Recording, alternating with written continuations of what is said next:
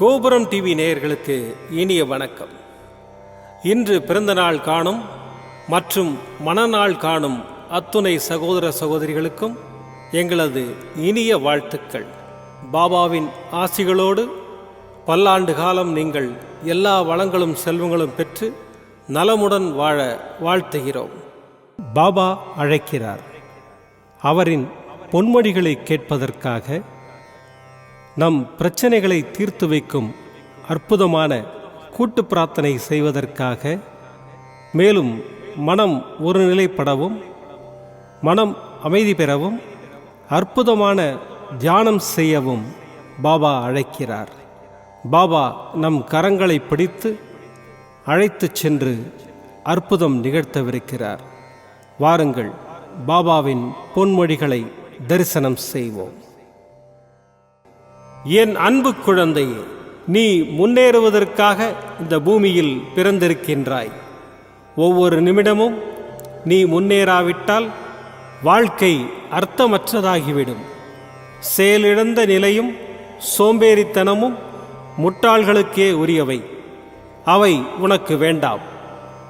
உன்னை பாதுகாப்பது எனது கடமை. சிக்கலான நேரங்களில் யார் யாரிடமோ உதவி கேட்கும் நீ ஏன் என்னிடம் உதவி கேட்க மாட்டேன் என்கிறாய்? எந்த நிலையிலும் நீ என்னிடம் உதவியை பெற கற்றுக்கொள்ள வேண்டும். அது உனக்குள் பல அற்புதங்களை நிகழ்த்தி காட்டும். உனது தேவைகள் அனைத்தையும் நான் நிறைவேற்றுவேன். அதற்கு உனக்குண்டான தகுதி நீ என் மீது வைக்கும் முழு நம்பிக்கைதான். நம்பிக்கையும் பொறுமையும் இல்லாதவர்களுக்கு நான் அற்புதங்களை செய்வது இல்லை. உன்னுடைய ஒவ்வொரு செயலையும் எனக்கு அர்ப்பணித்து விடு. உன் காரியம் அனைத்தும் வெற்றி பெறும். நான் என்றும் உனக்கு துணையாக இருப்பேன். உன் அப்பா சாயிருக்கிறேன், கவலைப்படாதே. ஓம் சாய்ராம். பாபாவின் அற்புதமான பொன்மொழிகளை தரிசனம் செய்தோம்.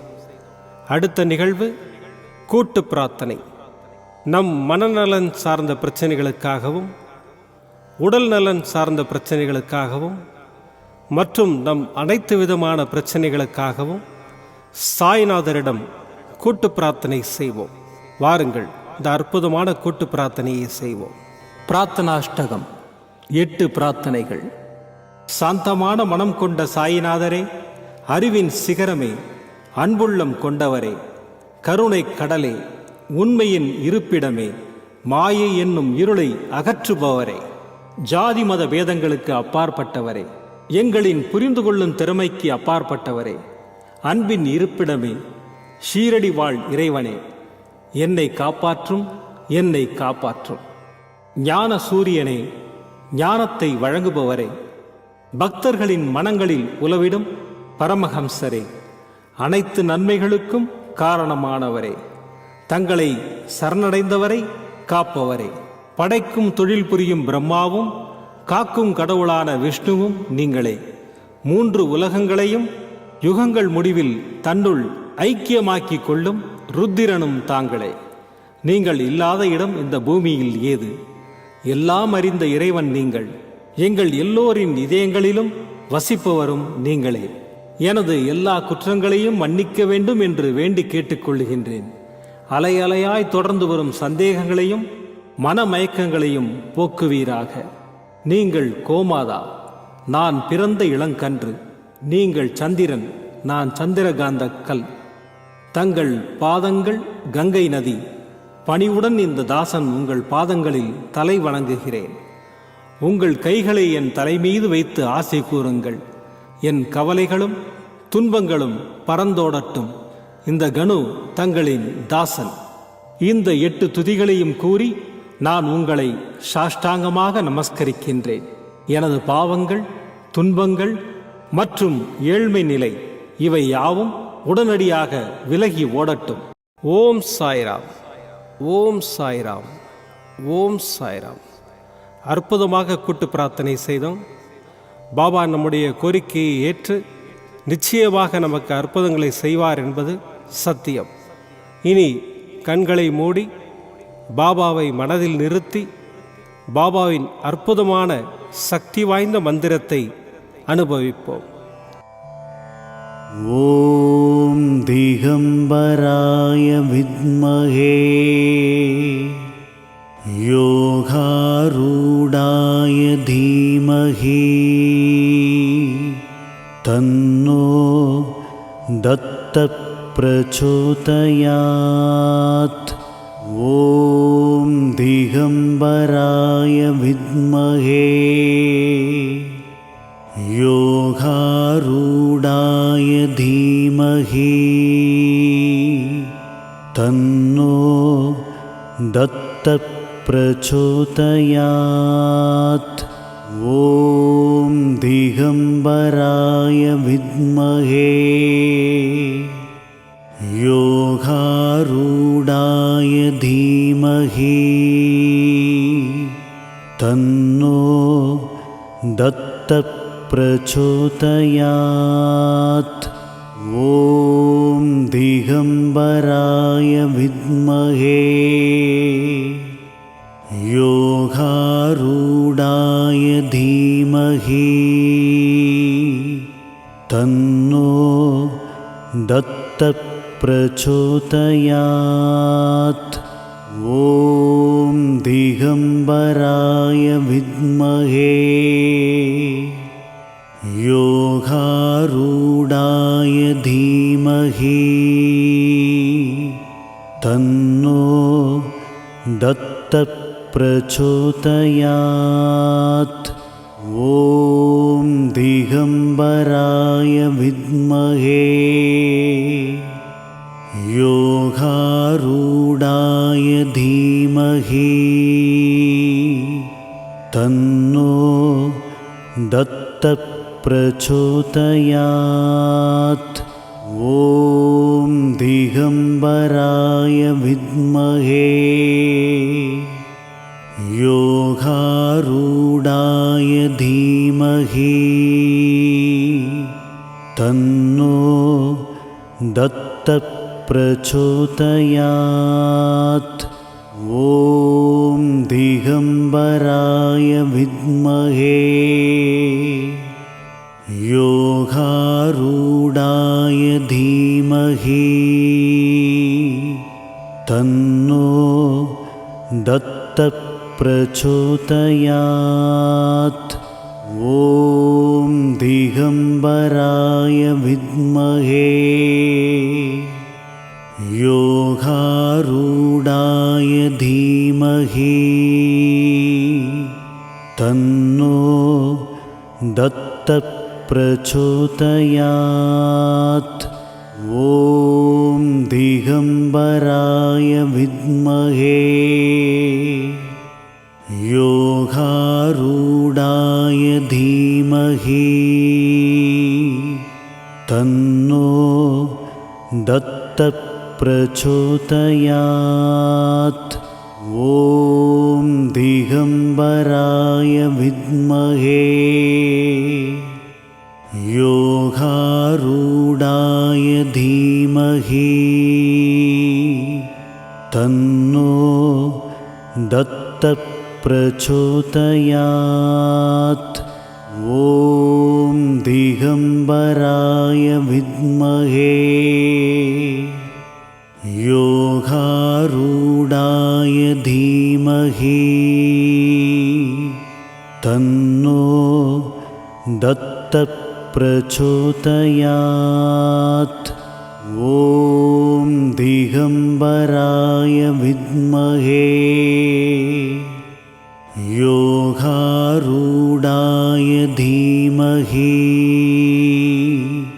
तन्नो दत्तः प्रचोदयात्। ॐ दिगम्बराय विद्महे योगारूढाय धीमहि तन्नो दत्तः प्रचोदयात्। ॐ दिगम्बराय विद्महे योगारूढाय धीमहि तन्नो दत्तः प्रचोदयात्।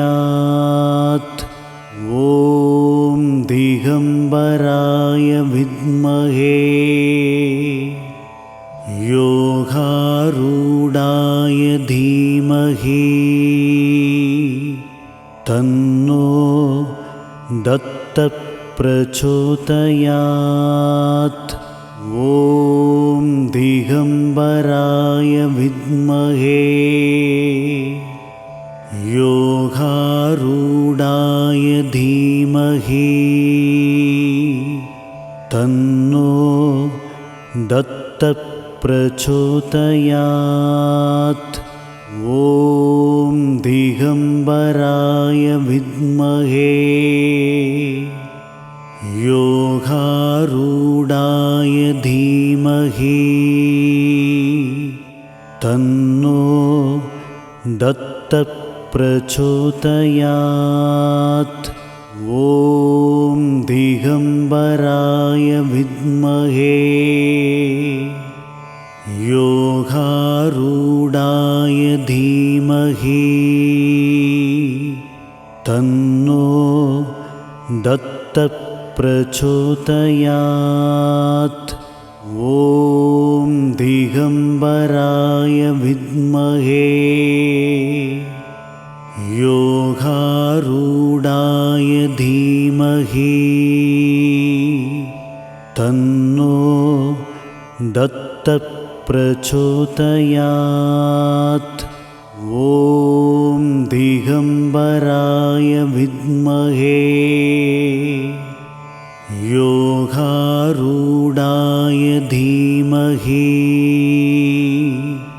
तन्नो दत्तः प्रचोदयात्। ॐ दिगम्बराय विद्महे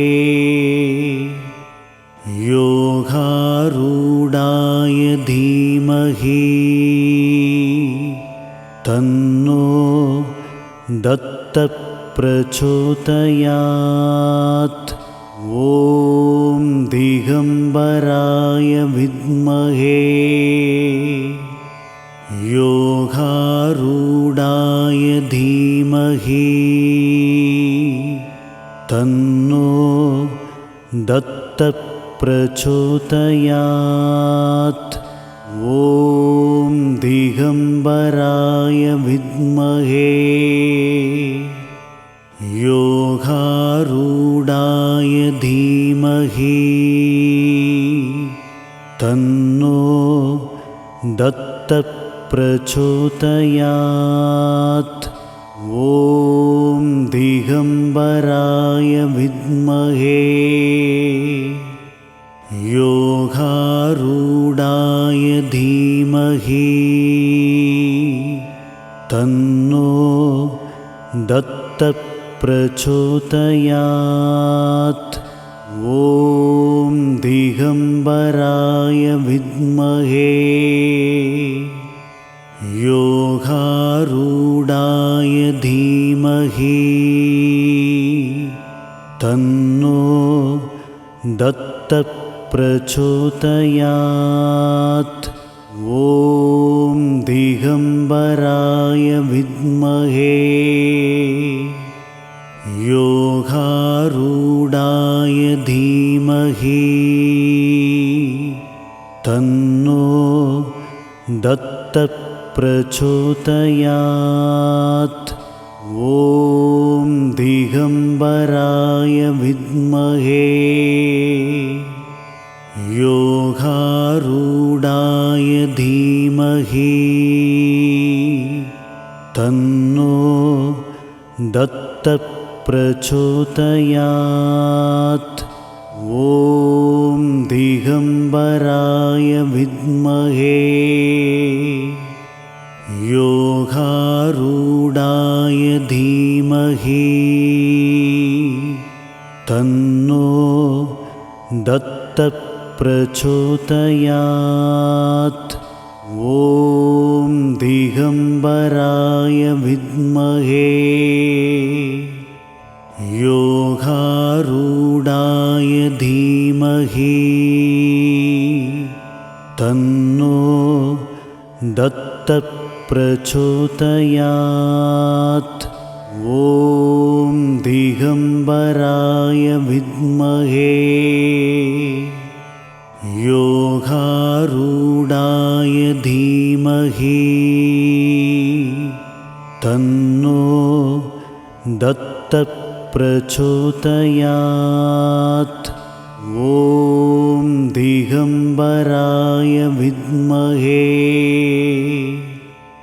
योगारूढाय धीमहि तन्नो दत्तप्रचोदयात्। ॐ दिगम्बराय विद्महे योगारूढाय धीमहि तन्नो दत्तप्रचोदयात्। ॐ दिगम्बराय विद्महे योगारूढाय धीमहि तन्नो दत्तप्रचोदयात्। ॐ दिगम्बराय विद्महे योगारूढाय धीमहि तन्नो दत्तप्रचोदयात्। ॐ दिगम्बराय विद्महे योगारूढाय धीमहि तन्नो दत्तप्रचोदयात्। ॐ दिगम्बराय विद्महे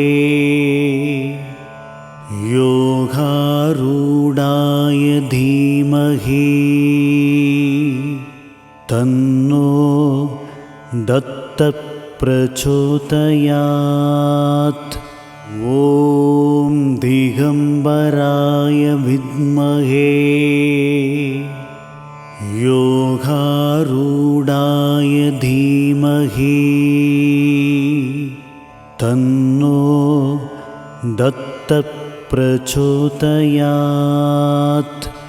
ॐ दिगम्बराय विद्महे योगारूढाय धीमहि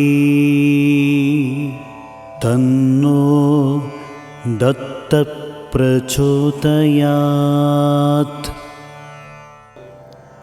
மீண்டும் நாளை காலை இந்த அற்புதமான பாபா அழைக்கிறார் நிகழ்ச்சியில் சந்திப்போம். நன்றி, வணக்கம். விதம் விதமான பக்தி நிகழ்ச்சிகளை உங்களுக்காக தந்து கொண்டிருக்கிறது உங்கள் கோபுரம் டிவி. உங்களுக்கு பிடித்த நிகழ்ச்சிகளை லைக் செய்யுங்கள், உங்களுக்கு பிடித்த மாணவர்களுக்கு ஷேர் செய்யுங்கள். மேலும் சப்ஸ்கிரைப் செய்வதோடு மட்டுமல்லாது அருகில் இருக்கும் பெல் பட்டனை கிளிக் செய்து கோபுரம் டிவி நிகழ்ச்சிகளை உடனுக்குடன் தெரிந்து கொள்ளுங்கள். மற்றும் ஒரு மகிழ்ச்சியான செய்தி, கோபுரம் டிவி ஆப்பை கூகுள் பிளே ஸ்டோரில் ஃப்ரீ டவுன்லோட் செய்து கோபுரம் டிவி நிகழ்ச்சிகளை தொடர்ந்து கண்டுகளியுங்கள், பாருங்கள், ரசியுங்கள், பரவசமடையுங்கள். gopuramtv.com பக்தி பக்திமயம்.